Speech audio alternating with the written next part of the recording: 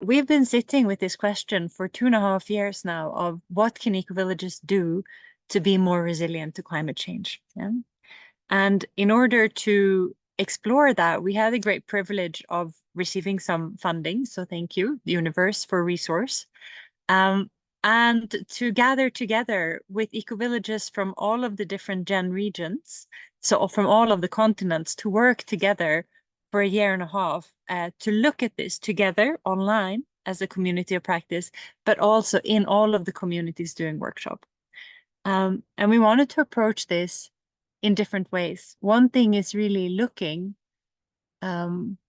what is happening in the world, like what is happening with climate change and tipping points that we really need to take seriously. And do we know that even as these beautiful experimental communities that are made to be regenerative, are we prepared? Are we aware, right? But the second was to really also tend to the heart, to see what capacities and qualities do we need to nurture and strengthen within ourselves and within our relationships in the community to be able to also even look at frightening things, but also to keep weaving a stronger container for ourselves as we go forward. And then we also wanted to look at going forward, like what from looking at the situation that we're in, from looking at who we are and the dreams we hold for the future, what is our vision then? Like, what is our vision if we look soberly at what is happening in the world? We look at our dreams and we really marry them together to go. So that has been like our third strand, to really look at what could ecovillages be in the coming 20 years.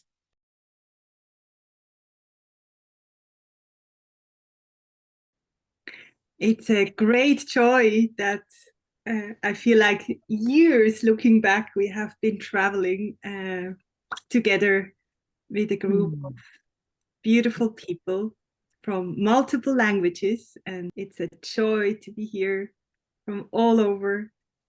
And we will have a lot of storytelling today to both hear what we have explored, shared, and the insights we gathered from there, from the 5 different parts of the world.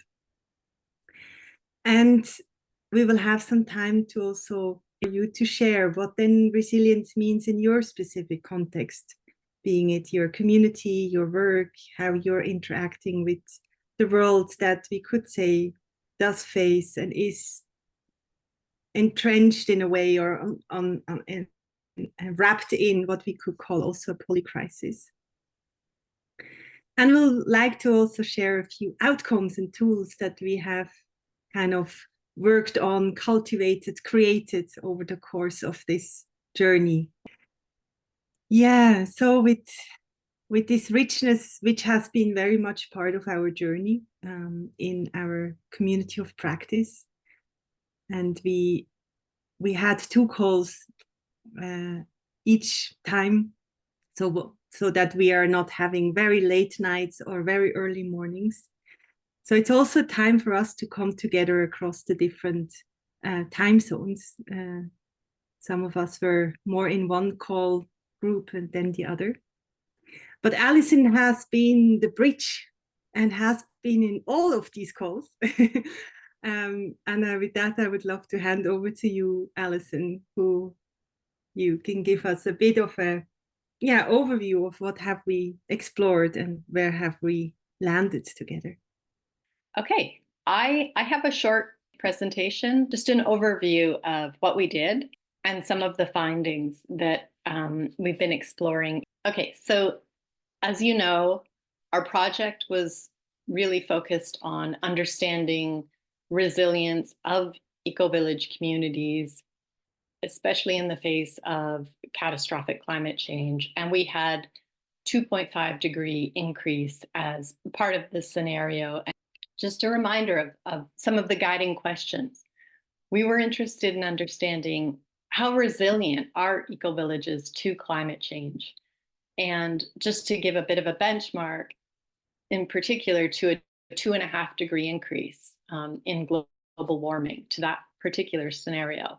And then also to the polycrisis, the sort of global polycrisis and interaction of crises at a global scale.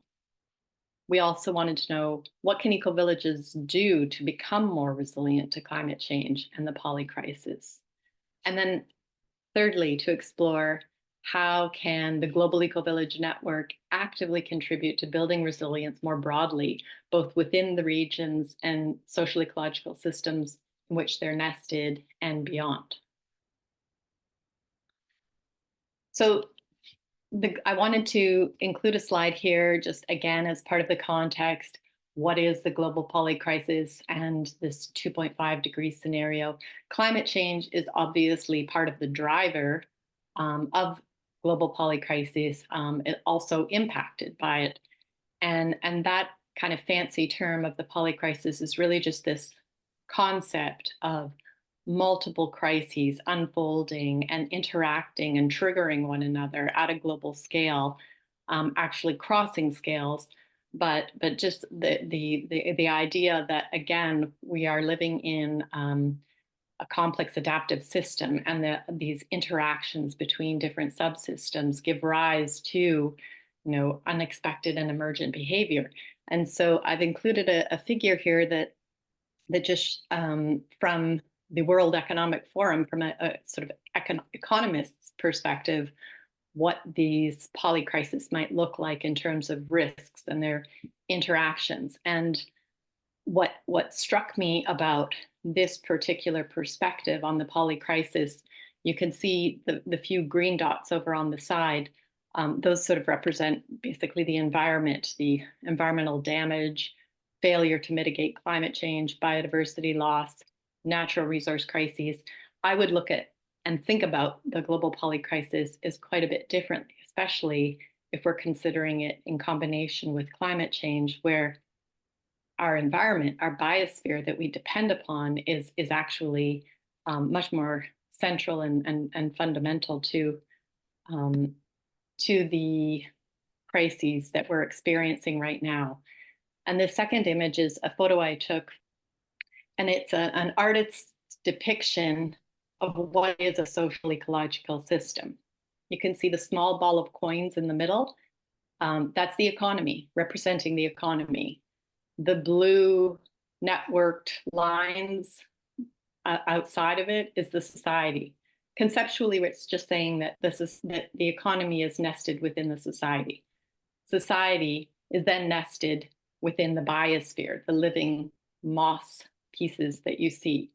This is a perspective of the same sculpture on a different angle, and you can see how Toon Bjorden, the artist, has connected them by these thin wires. So again, our economy is connected to, and really only works because of its connection to society. And again, both are connected to the biosphere. And the point that she was trying to stress with this sculpture is, if you were to take some wire cutters just above the economy and cut it off, society would still exist. The biosphere would still exist. If we cut the wires above that, then we lose society and the economy. The biosphere is fundamental to our society. We're fully integrated social ecological systems. Again, it's a way of conceptualizing the social ecological systems that we live in. A little bit of theory. I'm just wanting to convey a little bit about what we did. We embarked on a resilience assessment of 20 ecovillages distributed around the world in different places, simultaneously running the process online. And we built a process that involved elements of traditional resilience assessments, developing historical timelines, creating system models, exploring global thresholds and tipping points and local thresholds, looking forward to future scenarios, and then co-creating a set of resilience indicators to monitor and track and look at what's contributing to enhancing resilience within our communities. And parallel to that, we also had a set of personal and interpersonal resilience explorations and processes as part of the assessment. And these activities included things such as tree models, connecting to the land, system sensing, and abilities narratives. Our definition of resilience is growing and adapting and being modified.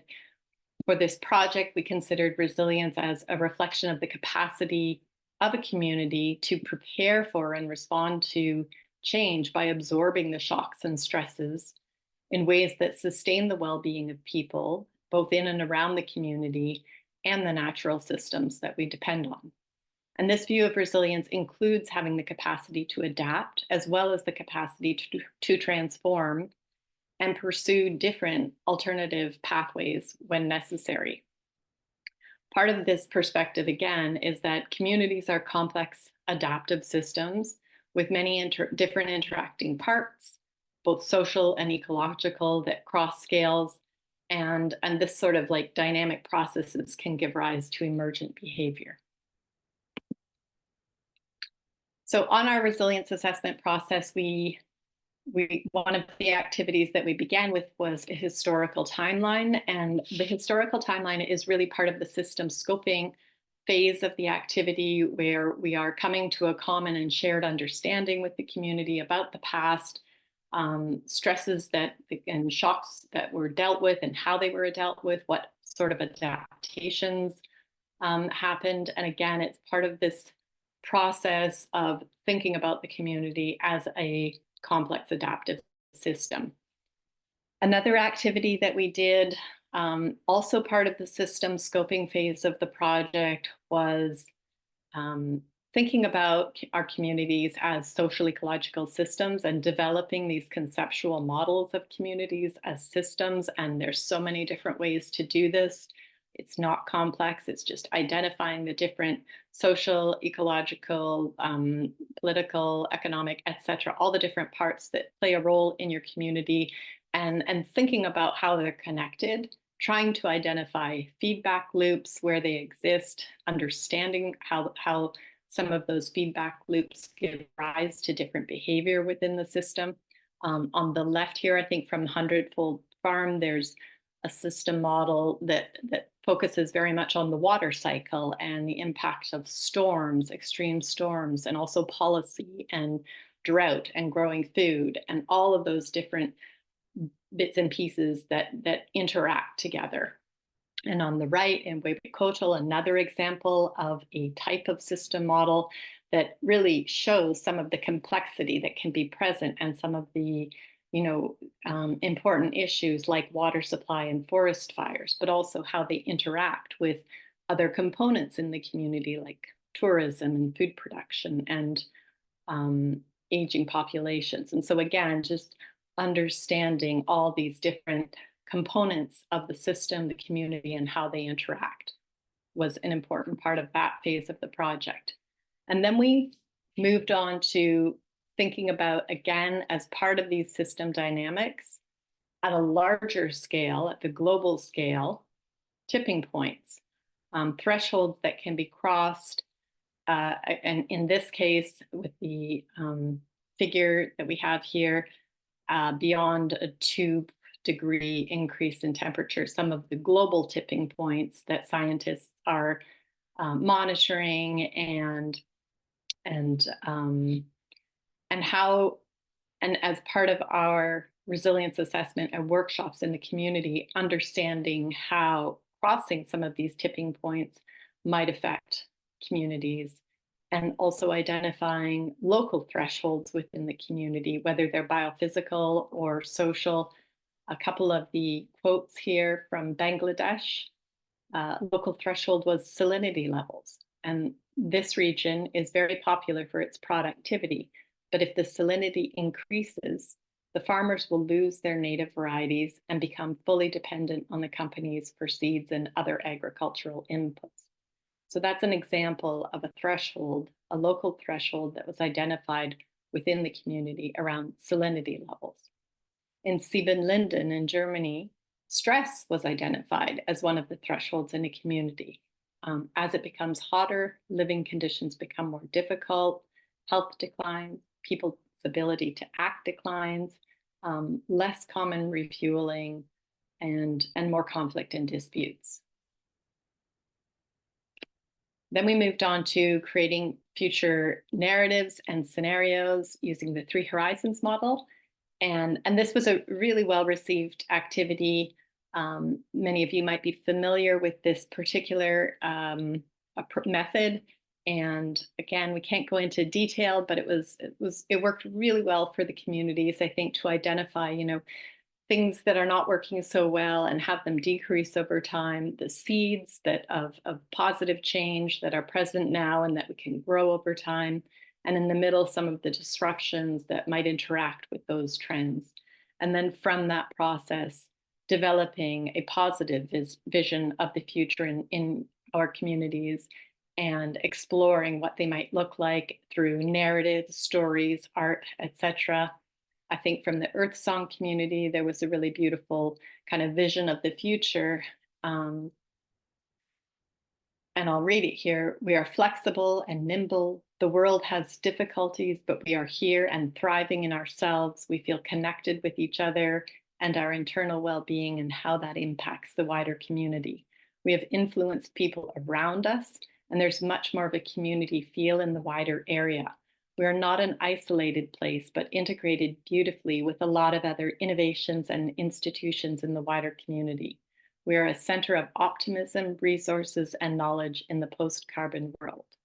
I love that vision of the future that's so positive and that connects with one of the key findings and themes that emerged from the project, which is that the communities are not isolated, they're connected and knitted into the broader areas around them. And just briefly, I just want to highlight and point out and congratulate Earth Song for a short video they put together from a community event in which they invited people from the surrounding community to come and learn about the different initiatives that are taking place in their community. And I think a link will be shared for that, and highly encourage you to have a look. Finally, we co-created a set of 31 indicators to monitor social ecological resilience in the communities.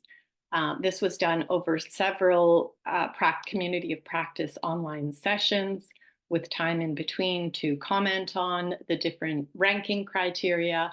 And it's very small, don't worry about the text on the bottom of the screen. The main thing to capture here is that we had 6 kind of broad attributes of resilience, components that we know from resilience theory and literature contribute to social ecological resilience. These are things like diversity, redundancy, connectivity, etc. And then within each of those high-level attributes, we identified either 5 or in one case 6, I think, indicators. And then for each indicators, we had ranking criteria across 3 levels so that we could try to, as objectively as possible within our communities, rank each of those indicators. And then when we look at, just kind of make your eyes fuzzy a little bit here and look at the bottom of the screen, we can see some patterns. We can see areas where, for example, redundancy, there's a lot of red. There's a lot of low scores around redundancy as an attribute in the system. Similarly, adaptive learning, a lot of red. Other areas, connectivity, lots more green. So that's just like a general sort of first look at some of those findings that also link to the sort of more quantitative mathematical averages. Here's another way of looking at some of the findings that came out of the resilience attributes tracker, the ranking of the 31 indicators of resilience across the communities. If we consider the dashed line, horizontal line through the middle of the screen, that's kind of average, and everything above it, like diversity, connectivity, inclusivity, and equity, these tended to score higher in the communities. These are some of the real strengths that contribute to resilience within the communities. And this is, again, one approach to thinking about and sort of shining a light on areas where we can see, okay, we're doing really well in these areas, but then there's others below the horizontal line that maybe we need to pay attention to, maybe we need to think about and have some conversations and discussions around How can we improve redundancy in the community? How can we address food security and our emergency planning systems and work to increase those and their contribution to resilience of the whole community? Some of the comments, feedback, and reflections that we received, I'll just highlight a couple here to move on. These apply generally to the whole project, and I just pulled a few out as an example. The first one, I felt really engaged during the sessions on resilience attributes and felt a lot of community and connection with peers in this learning journey. There were also a lot of moments of taking in the bigger picture and hearing stories from ecovillages around the world. Others, I'll just leave it up on the screen for a few seconds here to give you time to look through them. There's so much material from all of the reports that community members uploaded to our shared website, the CODA system. I should have mentioned that when we had our online sessions, the communities then held workshops with their community members, and then reported back and uploaded essentially reports, answers to questions, images, that sort of thing, onto the CODA, so that each community village has a full reporting of everything that they've contributed to and that we've drawn on in order to create the sort of synthesis of resilience across the communities.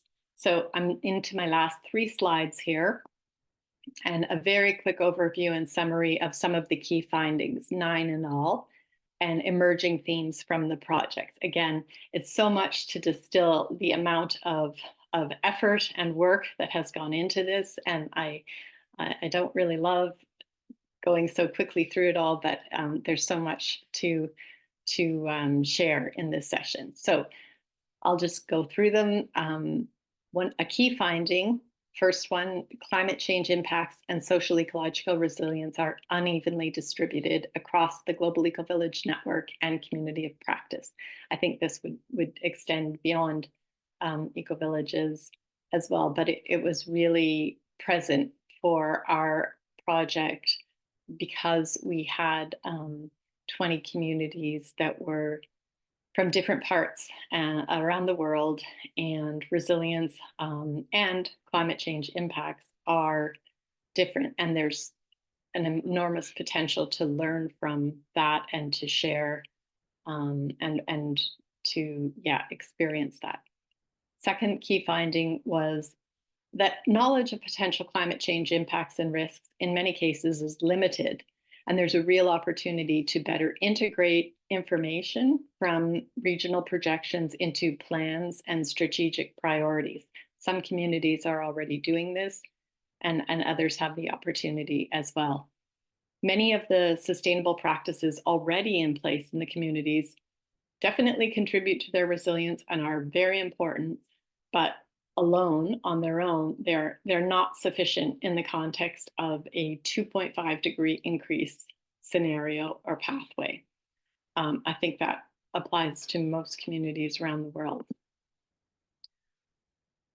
Each community's resilience is linked to that of neighboring communities, the surrounding region, and the whole globe. Again, this touches on the concept of the island and how a community is not an island. It's connected, for better for worse, to its surrounding region, and as we know, the globe. Climate change has touched every part of the earth. Fifth, an experimental and creative mindset is really valued within the communities, and this is a tremendous asset that can be nurtured and applied to generate novel solutions to adapting and transforming in the face of a global polycrisis and climate change. I think this is a really fantastic strength that ecovillages have, the experimental and creative mindset. This came through very strongly through the synthesis process. The very fact that ecovillages exist is a testament to the experimental mindset. Sixth, community cohesion and shared motivation to work together in times of crisis alongside the knowledge of individual skills and capacities is a very important community-wide strength. Again, this was consistent across all of the communities. Last slide and the final three findings in emerging themes. Diversity and redundancy, especially within food systems, appears low across most of the communities. In terms of the diversity of locally produced and sourced food, how much is produced within communities, seed banks, access to regional food supplies. This was interesting, even though there are a lot of gardens, farms, etc., on all of the communities. When we break it down into criteria based on how much and how much is sourced elsewhere and the diversity, it does tend to score low. And again, that came through with the resilience tracker and the indicators. And it simply shines a light on, here's an area where we might want to think about working on and having some conversations. 8, reciprocity and sharing resources is super high within communities. And again, that's another opportunity to really develop and expand knowledge and resource sharing, both within community, with nearby communities, and at the broader Global Ecovillage Network level. And lastly, ecovillages are really busy places with a lot of activity, an abundance of ideas for sustainable actions and projects that tend to proceed in an ad hoc way by motivated individuals with less strategic planning that's really rooted in evidence, dialogue, identifies priorities, and sequencing of action.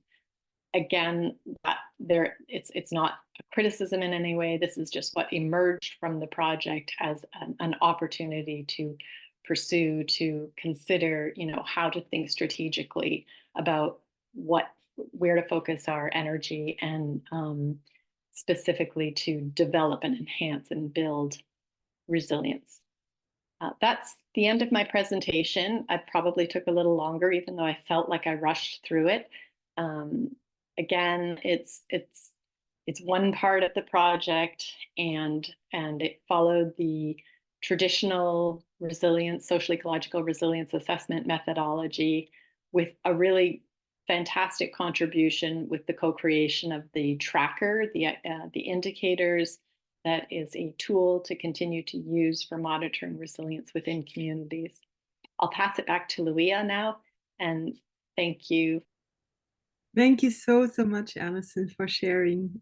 And I don't know how it is for you, but for me, it's I had to read and digest the key findings several times, and they landed, and also on one hand to see the richness that is already here and practiced and available and in place, and at the same time also seeing, wow, there's so much richness that we can still lean forward into and enhance together, especially as a global, literally global network. So also that mutual support across, even though we may find ourselves in very different contexts and very different scenarios, but being in that solidarity, I think is really something that, came out as a strong fabric in a way. It gave maybe a little bit of a contour, but also don't worry, there will be more shared through also the tools that we have developed, the stories. And with that, maybe I want to hand over to you, Anna, leading us into the stories of hearing from the ground how it was for community members. Yeah, thanks, Luia. And thank you everybody for being here from the community of practice and those of you who are joining to celebrate us. And I'm gonna come back and speak to you a little bit about the result, tools and outputs. But I want to invite a few of our people from the community of practice. First of all, maybe if you're part of the community of practice, maybe you want to wave, just so we know who you are, because we have some amazing people who have shown such dedication and interest and stuck with it and gathered their community multiple times, and they've been taking pictures, making diagrams, philosophizing, writing stories and poems, like amazing. So thank you so much. And we want to hear, so we have 5 people from the community practice who have offered to share a story. that is somehow related to resilience or to the themes that we've discussed or the process that we've done together. And maybe I wonder if Ad, do you want to start? Well, I'm Ad Vlems, initiator of Global Ecovillage. Our goal is to have an inspiring example of sustainable living. So we're not just an ecovillage. The ecovillage is a means to a goal, and the goal is to inspire others to live more sustainable.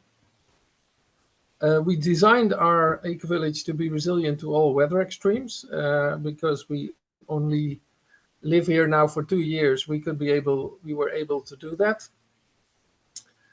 We used the resilience attributes tracker to in the process of this project to find out where our weak spots are and where we were already strong. For instance, this is diversity, some of which was done in the design of our eco-village very well and others not yet. So we need to implement them.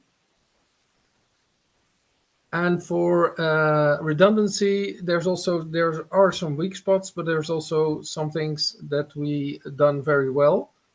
One of the things was our heating system.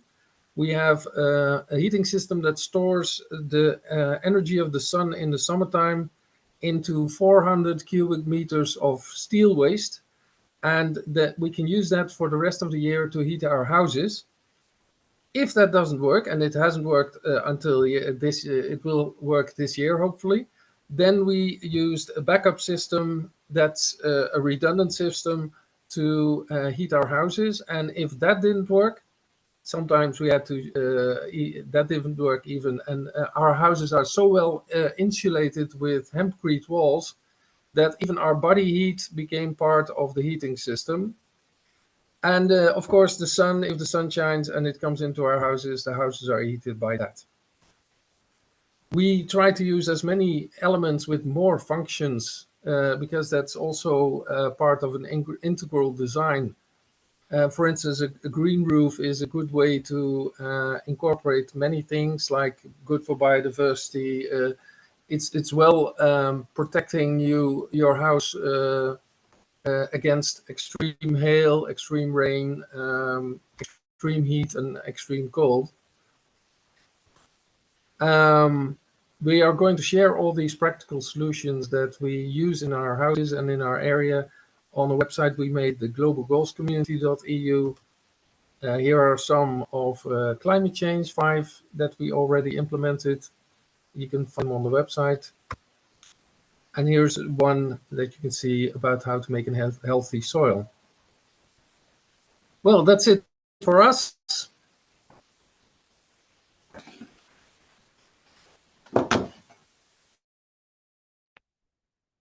Thank you so much, Ad. And I will drop the link to Buckel in the chat because I really do recommend you go and check it out. It's a relatively new eco-village, and you've won several awards for being the most sustainable, most innovative, residential community in your country, and many other things. So it's like a really beautiful example of a kind of very well planned, newer eco-village community. And with that, I want to switch continent and also switch the type of community, because within Gen we have intentional communities like this that really gather to build something new, right? And to co-create like a different way of living, maybe linked to a current village like you are. But there are also villages that have existed for hundreds of years who decide to become eco-villages through a different process of coming together to redesign their life. And we're very happy to have both these kinds, so intentional and traditional eco-villages in our community. And I want to hand over to Mugove to tell us a little bit about the resilience practices in his community and work. So welcome, Mugove. Thank you, Anna, and hello, everyone. So I am Mugove Woltanyika. I am representing the Gudzaramuka Eco Village in South Central Zimbabwe, which is a traditional community which is in the process of transitioning to sustainability and resilience. I'm currently calling you from Eswatini, which is also in Southern Africa. And our story of resilience is lengthy, but I have decided to talk to you today about the strategy of connection as a tool to enhance resilience. And so for us, we have found that connection is really a useful strategy. During the process of participating in this project, we, for example, connected to the community own story, the story of the community itself. And looking at this story going backwards, we found that the history of the community is quite a good source of resilience. In that we found that the history of the community was so inspiring, and especially because in the past, the community was much more connected to nature. It was much more connected to culture. And so these connections, we found that they inspired us to do more and to be more resilient going forward. We also connected to the food that we eat and established the close linkages between the food that we eat and the health situation in the community. So through exploring these connections, the community is realizing the power of choice in terms of what they eat, and also the importance of taking care of not only how the food is produced, but also how it is prepared, and also what other things are added to the food that they are consuming. So that connection also is inspiring a lot of members of the community to try to improve personal resilience. And also there is a lot of sharing of knowledge and information about all these connections. I also want to talk about how the community connected to water and connected their access to water to the rainfall. In this community, we have a huge water deficit. The rain comes only in 4 of the 12 months of the year, and that is when it comes normally in the previous rainy season. There was a huge drought. So water is a critical issue, and the community is connected with the rain as the primary source of water. And so just to give an example there, the community has built 3 dams to improve the access to water in the community. Thank you very much. And the power of connection is quite strong in our community. Thank you. Thank you so much, Mugove. Always inspiring to hear from you. And I can't tell you what a gift it has been to sit for 1.5 years with realities from all these different places around the world, conversing about how we are being impacted and what we are doing to concretely take action to, expand our love for the living world into more and more resilient practices. So thank you so much for that. And that I want to switch us over to another traditional community, but in quite a different environment. We're going to go to Casa Latina, and I'm going to invite Margarita from Centro Ubuntu in Islas Rosarios to tell us a bit about how the research process, I think, or just the process of the project has impacted you and what you are doing to take it further. If you're here. Well, thank you. Yeah, thank you very much. I'm just sad that my husband just left, so you can see him as well. And well, that has been part of the of our challenges, but beauties has been to translate all of this, because in traditional communities, in many traditional communities here in Latin America, they don't speak English. No, they don't even, some of the people here doesn't know how to read and write, but they have so much knowledge in relation to the land, to the sea. So we are on an island surrounded by water. And so it was very present, many of the reflections of the activities in terms of the impacts of this global crisis, now the sea level rises. And many of these reflections were, and one of the challenges, we call that a confession with our elders from the Sierra Nevada de Santa Marta, also to confess. It was sometimes difficult to be able for people to participate, and talk about these things in a more abstract way, or putting in abstract as we do as research.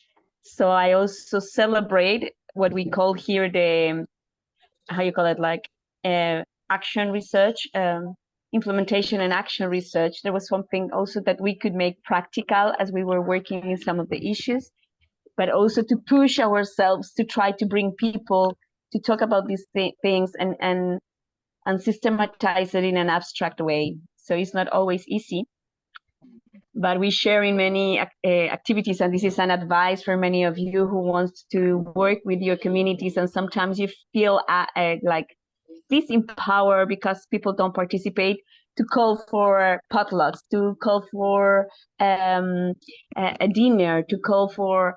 So, and in relation to that, as Mugove was saying, the relation with food, the relation with, okay, let's start to talk about where it comes from and what does that mean. So really take the opportunities that emerge and the other activities that the communities are doing.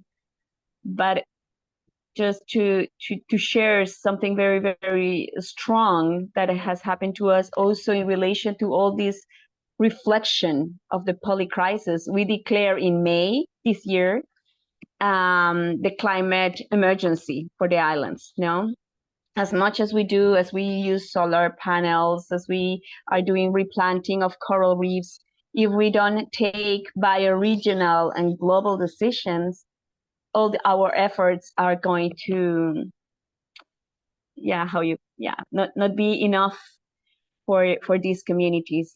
So it's really what we do in GEN, to act locally, but also think globally. And that's one of the beauties of this project. And I want to really thank your vision, all the team, to bring that to us. And I try to share that as much as I can with our traditional community here, but maybe also to add to that, to understand that we have our local communities, but really feel that we are in this global community is very powerful and very empowering, and strengthens our actions here. So it's really a fractal process of bringing hope, and also, and very important, bringing information, pushing ourselves to systematize. For us in Latin America, and not to generalize, but we have that challenge. We work and we plant and we do lots of things, but then we don't share necessarily. We don't, in terms of systematizing or highlighting what we are doing. And one of the challenges and the visions that we have, to end my intervention, is to bring the results of this research to the COP of biodiversity that is going to take place here in Colombia in October, and to really embrace how we can make channels, how we can make bridges between policy making, other stakeholders, and what we are doing on the ground that is so powerful, so meaningful, and and can make a change in the pattern of destructions that we are having. So thank you very much, and I really appreciate, and I'm grateful for being part of this global community and bring our local communities to this family. Thank you.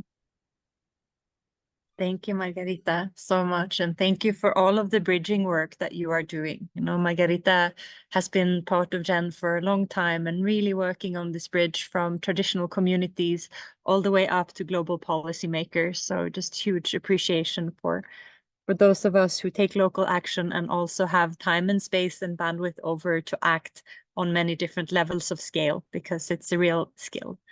That I want to hand over also to somebody with such incredible energy for the Ecovillage Network and movement, who lives in Australia. So this is Tanya from Narara, a fantastic ecovillage where if you're Australian, you can still talk to Tanya about moving there, because I know that they have a few sites still available. But Tanya, welcome. Yeah. Thank you. Thank you very much. And yes, one of the most important things to me at the moment is to be part of the solution. And these recent years of connecting with the Global Ecovillage Network has certainly been that. Welcome to Narara Ecovillage, and to that lovely introduction that yes, we do have some more places available. The insights that I gained were just so rich and diverse. Firstly, what a rich and diverse group that we have. The houses are high standards and above the Australian building standards. And it's fairly rigorous process to go through to make sure that our houses are planning ahead for the future, which is fabulous and sometimes challenging. And we've had a local region that has been difficult. What I found touched me, and that's our sign, creating sustainable community, was that just as has been said before, this global community and network with a common vision, and also the possibilities to create resilience for ourselves and for our communities. And for those 5 elements, the prosperity, people, planet, peace, and partnership. And with that has come, by doing the inner work, the curiosity, the challenges, and somewhat limited capacity when we're all working on the ground, as Margarita has just said, just doing the work. Now at Narara, we were very fortunate because it was an existing commercial site. And so we were able to develop that. And that gave us infrastructure that was pre-existing, which was fantastic. And on our Facebook page, you'll see some professors that have made a couple of great comments about what we've done here. Some of the highlights: collaboration. The people from Findhorn that came and brought us the Miracle Choice game and made us think in terms of possibilities. Looking back into the past, seeing the art, the poetry, the music, and how things were constantly myceliating. How it was, how it is now, and how are we now? And then more of that art, poetry, and change. And being in the moment, appreciating the rainbows, appreciating the rain, observing the rain. And again, that point, Magave, creating connection, and how pre, during, and post the pandemic, there's been this global epidemic of loneliness, disconnection, and displacement. And yet the transformation that we do find is in the wellness and general being of people in the ecovillage, because we get to talk with each other. So moving forward with new eyes.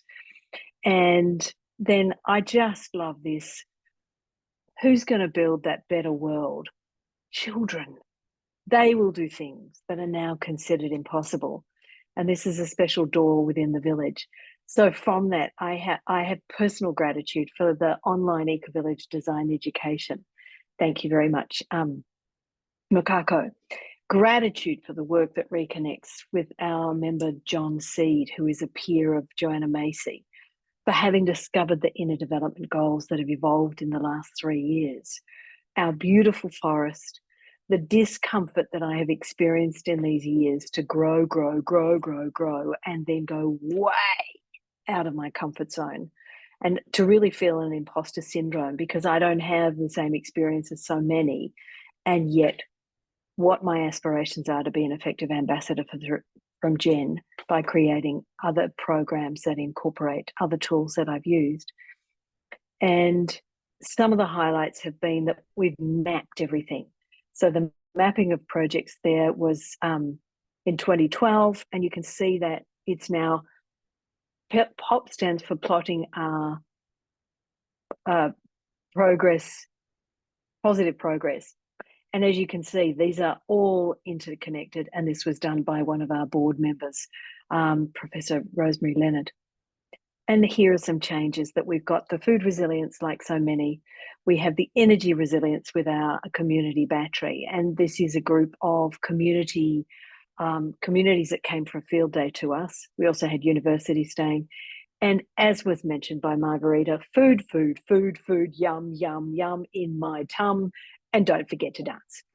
So that really is a summary. Here are some of the people. Without Lyndall, we wouldn't have the vision and the travels that she's even now doing. That's me.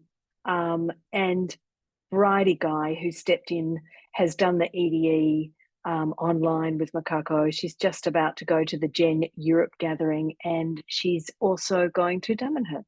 Sorry, I took too long. So thank you very much. Thank you, Sonia. Don't worry.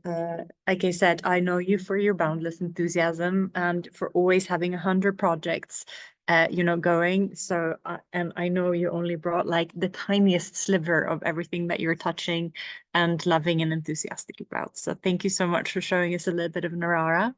I'm going to put the link there also. And I'm going to hand over to one last person. And this is Rob Wheeler. Rob is a Gen elder and very long time Gen, I would say, activist. Rob's also a board member of Gen International and has for many years, I mean, it must be like more than a decade, headed up our work with the United Nations and been a very, very strong advocate for Gen bringing our message of hope and resilience to broader circles and to policymakers. So going to welcome Rob with a little intervention about where this is going and how our work with resilience can feed into more action in those places. Welcome, Rob.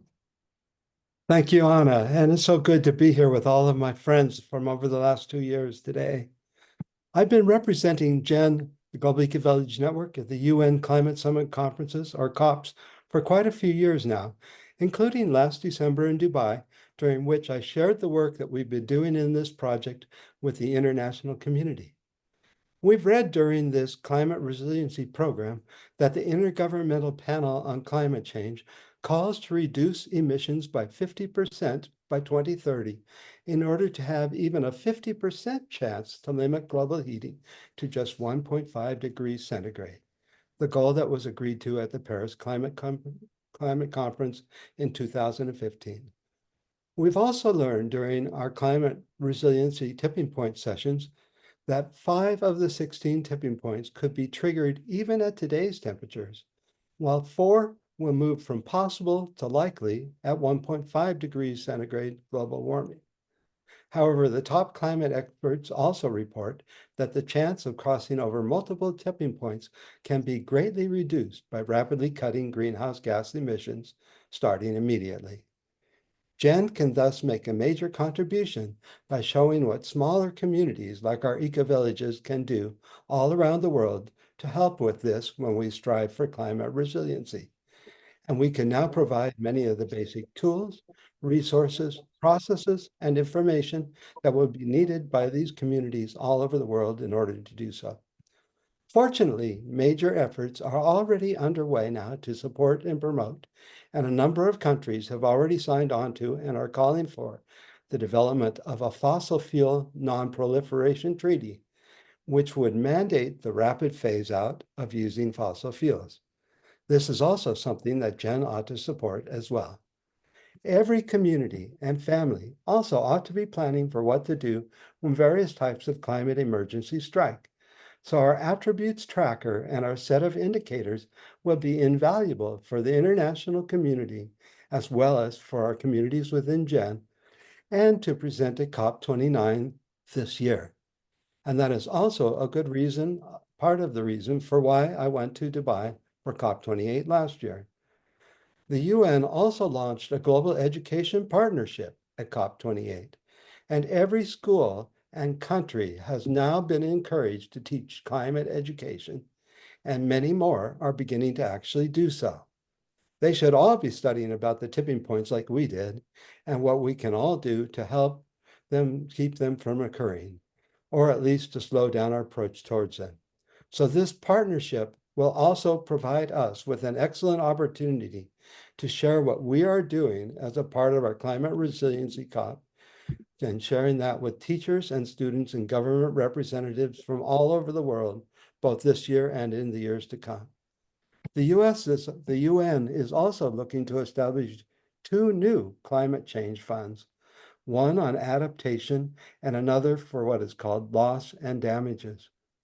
Most of the most intense and severe climate disasters are occurring now in the developing world, in those countries that have been doing the least to cause the disasters and climate change. And unfortunately, this includes many of the same countries that have the least resources to be able to respond adequately to the challenges. Thus, the need for well-financed funds and for effective programs to make use of them to address such challenges like this one that Jen has been developing. These challenges are what are known as are called wicked problems, as they are characterized by their complexity, with many interrelated and interdependent factors that have made them incredibly difficult to solve. They often have no clear solution, and solving one aspect of a wicked problem may reveal others or create other problems, as we've been learning throughout this program. So one of the benefits of the attributes and accompanying set of indicators is the value it provides in approaching such wicked challenges with foresight and a more holistic framework through which one or a community may make much wiser decisions, looking at multiple factors and considerations in a fully integrated fashion. This is a skill that will become increasingly invaluable as climate change worsens. So one of the things that we, Jen, can suggest is that funding be made available through both the adaptation and the loss and damages funds to train people and communities in the use of Jen's impact assessments, along with the attribute and indicators framework that we've been developing, and then also understanding the importance of addressing tipping points and the 3 horizons framework, and thus becoming more able to make wise choices and decisions accordingly. We've had the opportunity to go through a great learning journey over the past 2 years. Now we have the opportunity to share this with the international community to help to address this major climate emergency that humanity is facing. Thank you. Thank you, Rob. Thank you so much. And I'm going to come back in a moment to tell all of you a little bit about where you can access all of these tools, the key findings, the resilience attributes tracker, and many other things that we have, co-created in order to facilitate this big kind of sharing out and hopefully using in many, many more communities around the world. But before that, we want to give a chance for you who are here to share and to speak with each other a little bit more. So for that, I'm going to hand back first to Luia. Yeah, thank you, Anna, and thank you all for these very touching stories that are woven here together, and knowing this is just a little snippet of so much more richness underneath. So for that, we would love to now go in breakout groups, and Abby has done some magic that there will be people who may not have known each other yet come together. And the invitation is for them just to share. Maybe one question could be why social ecological resilience is important for you, or also how it is relevant to you in your work or in your community or in your context, so that we also see all of us are agents of that and are practitioners, no matter if you have now been part of this project or not, directly or indirectly. Welcome, welcome back.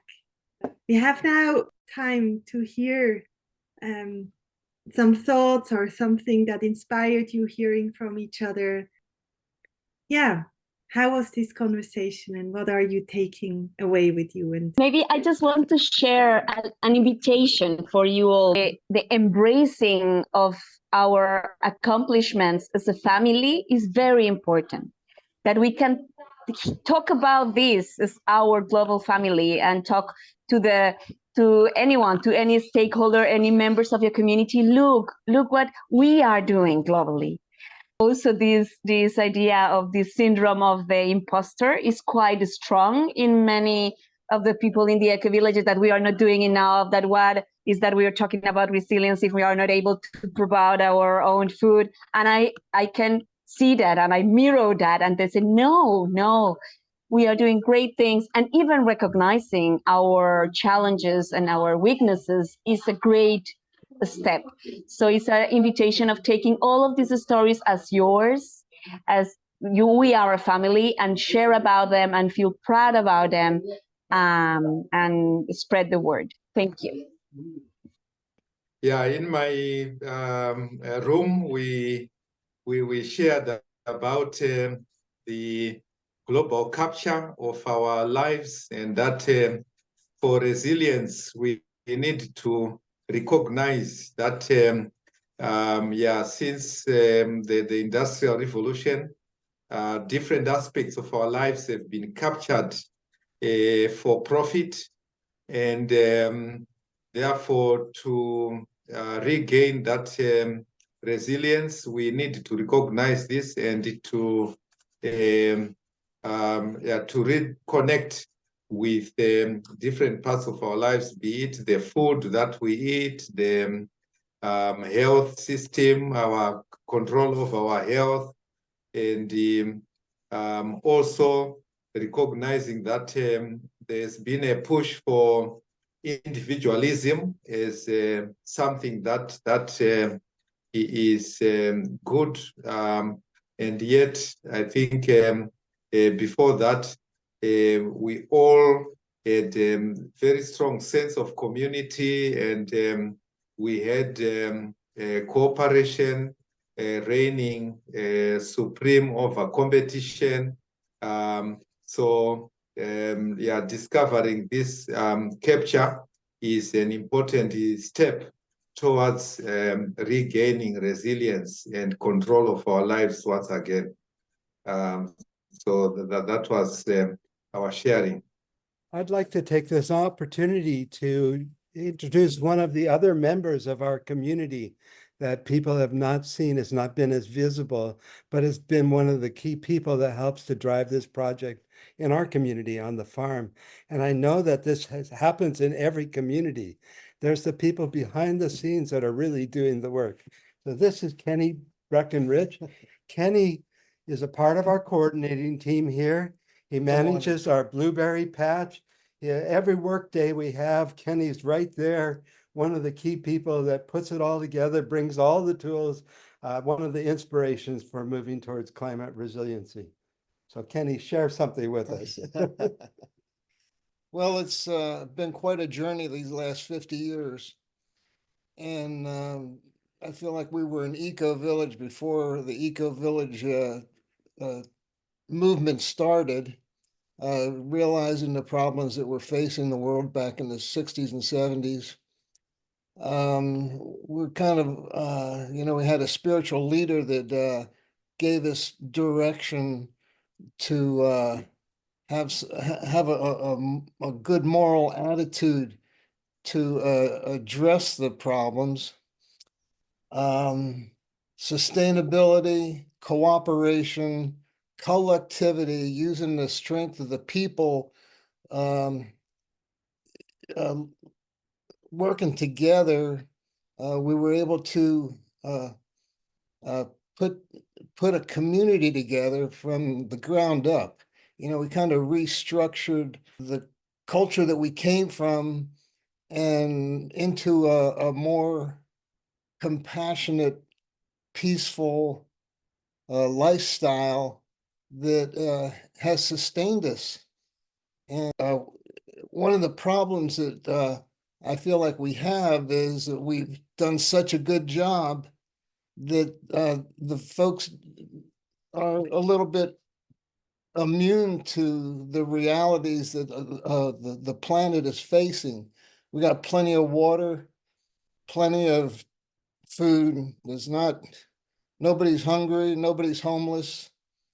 So the inspiration and stimuli to change lifestyles, to address issues that aren't really being felt is challenging. So making people aware, it's like hoping for the best, planning for the worst, and staying positive. That's the challenge. Thank you, Rob, for giving a little peek into who else is there with you. Like you say, so many people in the back that are not officially in the back, but when we meet here in this group of others as well, doing amazing and important work on the ground. And thank you for walking since such a long time and being elders, holding the torch up and right. And I know here in this group, there are many others who have been on this path, no matter how it was called at a certain time. So we are standing on shoulders of many others before, including Indigenous people, of course, who know so much more than what we are relearning again. My name is Tonya. I'm one of the co-founders here in Weiwei, and it's very inspiring to see so many of the people of Next Gen who are deeply involved in the continuation and continuity of the dreams that many of us had so many years ago. And so thank you for continuing to do the work. It's often not easy to do that with the conditions of the modern commercial capture of all of us in many places, at least in the Western world. And congratulations that you're continuing to do that. So many young faces here who have such promise. I appreciate hearing and seeing you. Thank you for that blessing into the field, and may it be traveling to all the others who are not in this call now, but may they feel it, wherever they are and wherever they are doing their contribution, visible and invisible. Also, Mary Hamilton.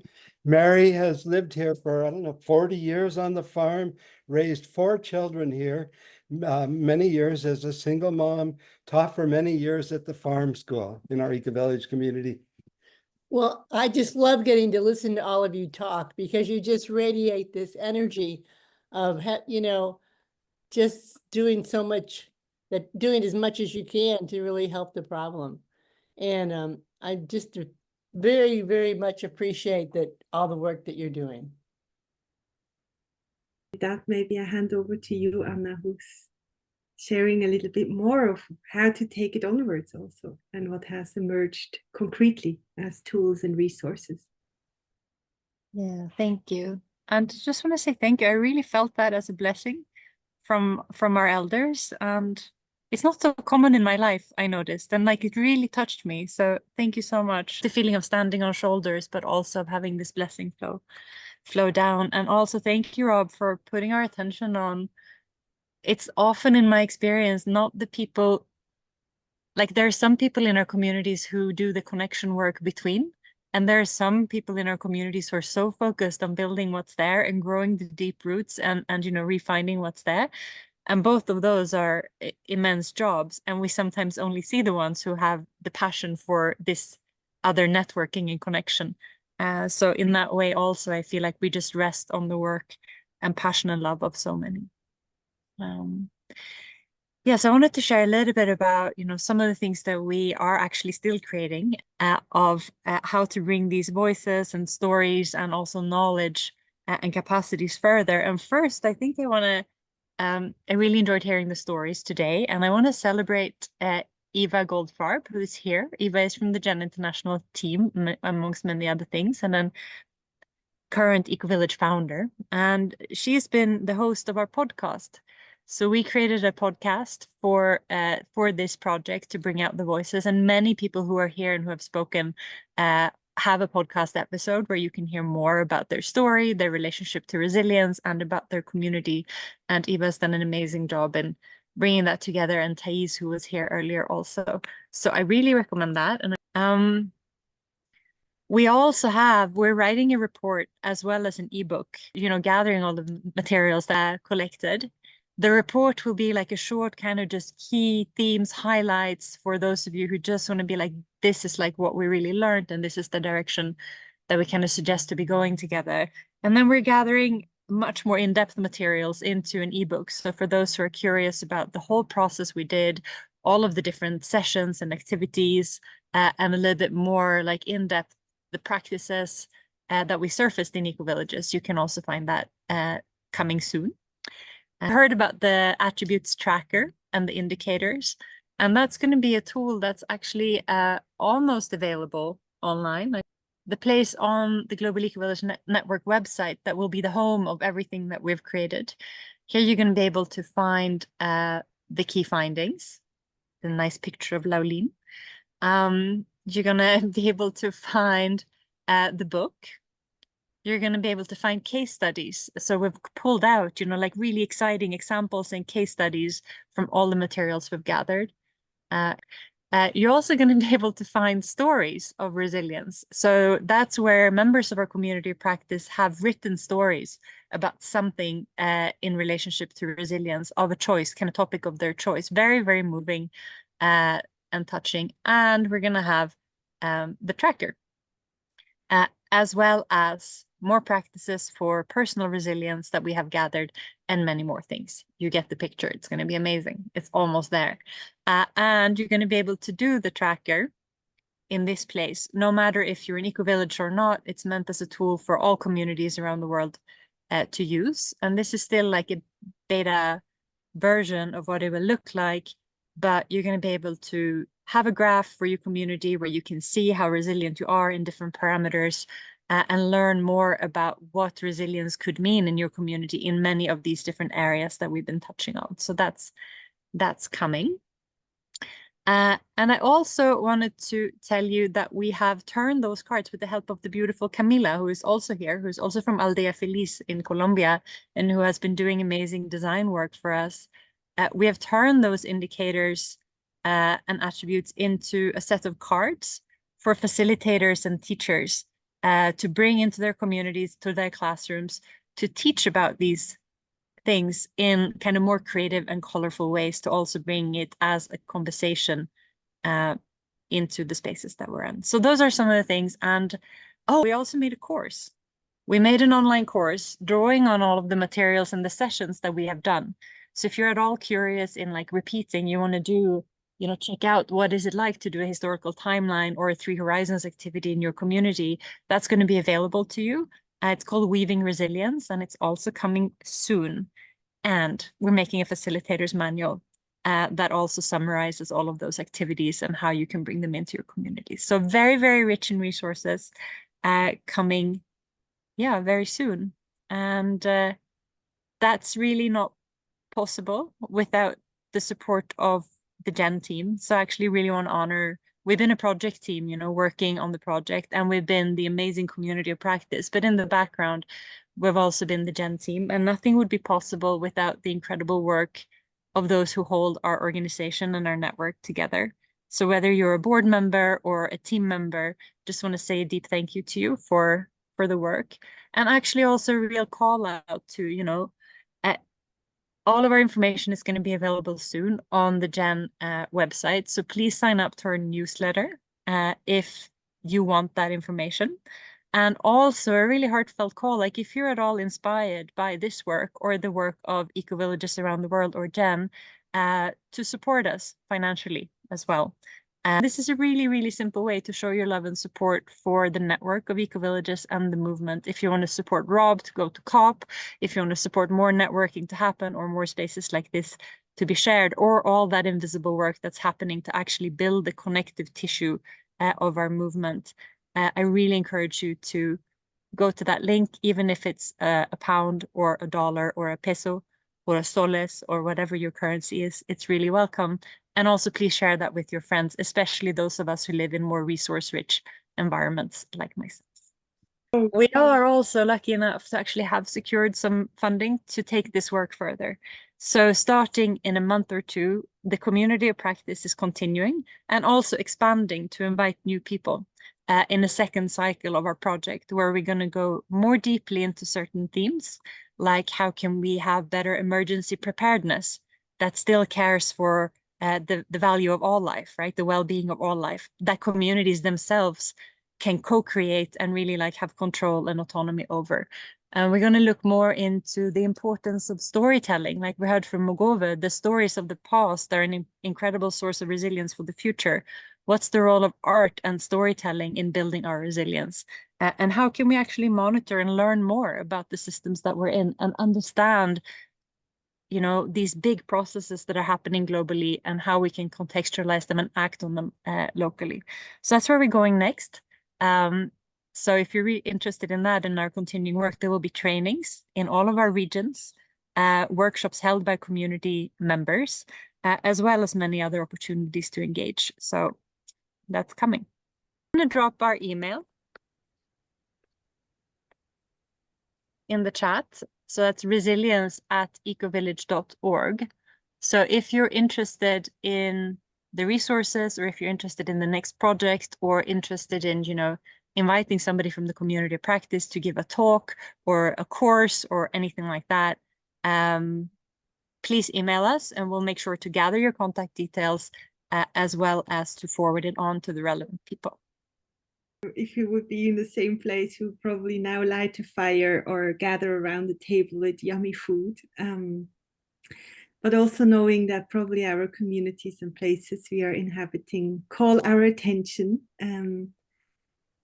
We would love to do a little checkout of what is one thing that stands out for you, either as a quality or, yeah, even maybe a sense of something that you can take as a resource from this circle, from this web that has been and is weaving onwards into your daily life, into your community. What is that one thing, that thread that you would like to, you know, keep nurturing and keep also being nurtured by, as a form of closing and, yeah, celebrating what we have,